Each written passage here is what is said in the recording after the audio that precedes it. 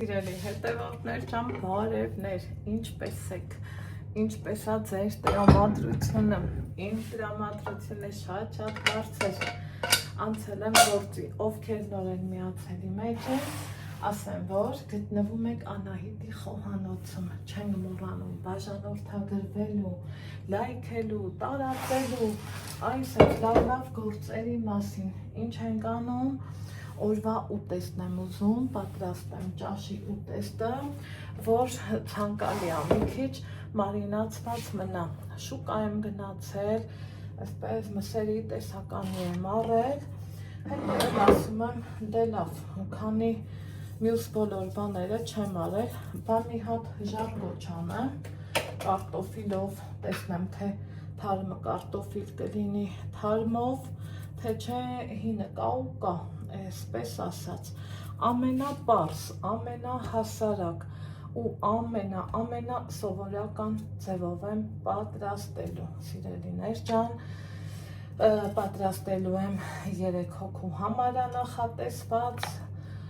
ես մամաս Ալեքսս, մի խոսքով նստենք, մի կտոր հավեսով հաց ուտենք,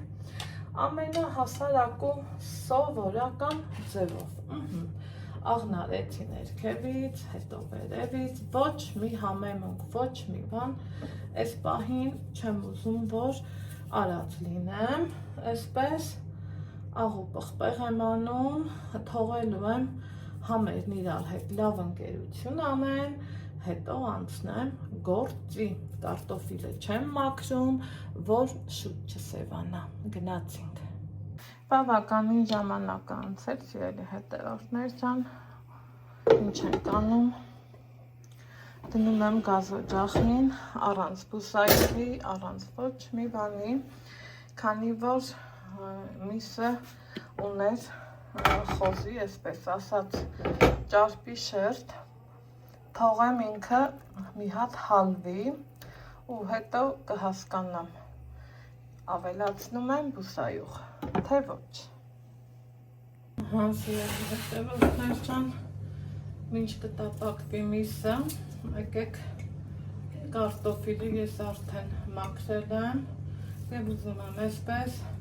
գյուղական տարբերակով, իրան խոշոր կտրեմ ու սա էլ հետը տապակեմ, որ փորձեք ավելի շատ խաշվել աղինում, քան տապակվել ու այդքան էլ առողջության համար վտանգավոր չի։ Ձեռքի հետ էլ տեսնում եք, որ թփով տոլմա եմ պատրաստում։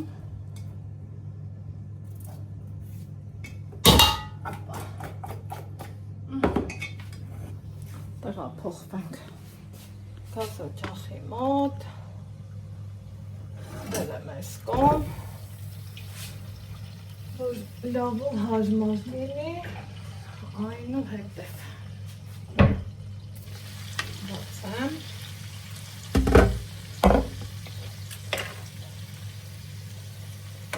տեսեք, որ լավ հասցրել է, այսպես տապակվի։ Հիմա կարտոֆիլն եմ լցնում,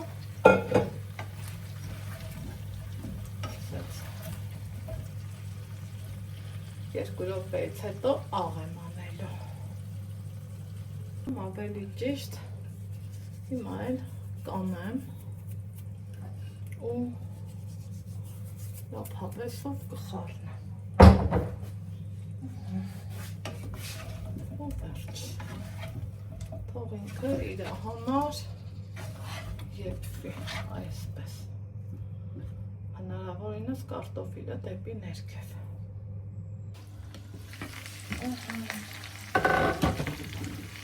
Արդեն պատրաստ է,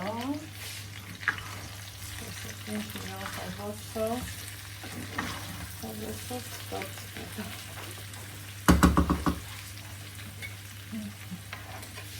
Սոխի մի մասը